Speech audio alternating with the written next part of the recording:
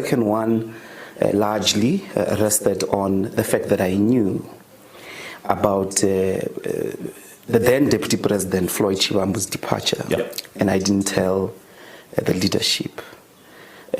Of course, I was told to stay at home, cease my participation in Parliament and the rest of the activities of the EFF.